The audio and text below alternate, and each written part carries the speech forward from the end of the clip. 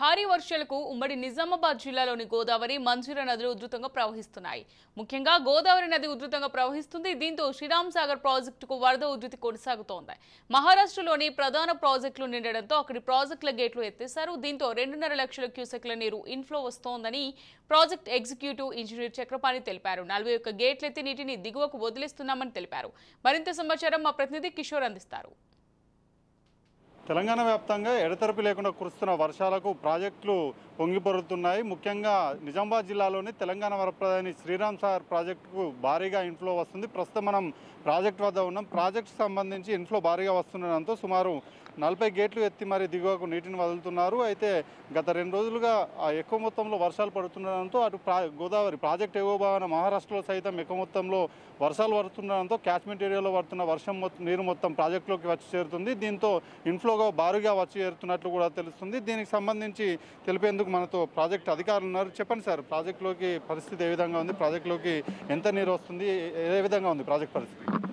గత 3 రోజులుగా కురుస్తున్న వర్షాల వల్ల మన శ్రీరామ్ సాగర్ ప్రాజెక్టు నిండుగుండలాగా వచ్చేసింది. అలాగే ఇప్పుడు 2.5 క్యూసెక్ల ఇన్ఫ్లో వస్తుంది. అంతే మొత్తంలో కూడా మేము కిందికి వదలడం జరుగుతుంది. అలాగే పైన కూడా ఇంకా వర్షాలు ఉన్నాయని చెప్పి మాకు ఇన్ఫర్మేషన్ ఉంది. దాన్ని బట్టి ఎలా వస్తే అట్లాగే దాని కిందికి వదలడానికి మేము ప్లాన్ చేస్తున్నాం. అంటే ఇప్పటివరకు జూన్ నుంచి ఇప్పటివరకు ఎంతవరకు ఇన్ఫ్లో వచ్చింది, ఎంతవరకు అవుట్ఫ్లో అయింది? ఇప్పటివరకు మనం దగ్గర మనకు 90 టీఎంసీ వచ్చిందని మనం 30 టీఎంసీ వదిలాము. ఇప్పుడు మనకు ప్రాజెక్టులో 70 టీఎంసీ ఉన్నది. దాన్ని అంటే 10 టీఎంసీ కూర్చొని పెట్టుకొని మిగిలిన వచ్చిన వరదంతా కూడా కిందికి వదులుతాం చేస్తున్నాం. అంటే వరద నీరు బాగా వస్తున్న నేపథ్యంలో ప్రాజెక్టుకు సంబంధించి కావచ్చు, కింద పరివాహక ప్రాంత ప్రజలకు సంబంధించి కావచ్చు, ఎలాంటి హెచ్చరికలు జారీ చేశారు? ఎక్కువ మొత్తంలో వరద నీరు వల్ల లోతట్టు ప్రాంతంలో అంటే నదీ పరివాహక ప్రాంత గ్రామాలు ఏమైనా ఇబ్బందులు కలిగే అవకాశం ఉన్నాయా? ప్రజలకు ఎలాంటి హెచ్చరికలు ఇస్తారు? అంటే ఇప్పటి వరకు వదిలిన వరద ద్వారా అయితే ఎటువంటి ఇబ్బంది లేదని నదీ పరివాహక ప్రాంతాలు కావచ్చు, పక్కన ఉన్న విలేజెస్ కూడా కావచ్చు. ఏదైనా మనం ఒక 5 లక్షలు కానీ దాటితే కొన్ని విలేజెస్ ఉన్నాయి. వాటిని కూడా మేము పోలీస్ యంత్రాంగం ద్వారా కావచ్చు, రెవెన్యూ యంత్రాంగం ద్వారా వాళ్ళకి హెచ్చరికలు జారీ చేశాము. వారిని అక్కడ కాల్ చేయించామని. కాకపోతే ఇప్పటికైతే ఈ 2.5 lakhs ద్వారా ఎటువంటి ఇబ్బంది లేకుండా ఉంది. తర్వాత అందరికీ కూడా హెచ్చరికలు జారీ చేశాము.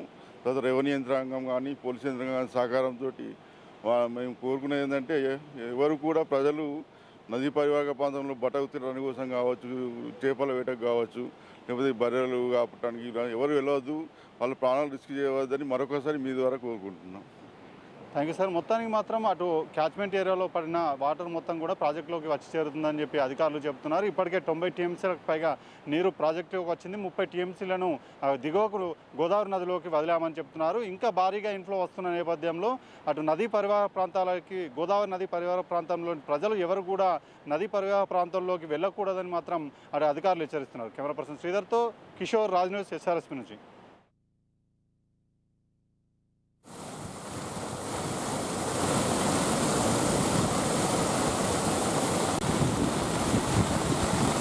ఏం క్లాస్ అవుతున్నది.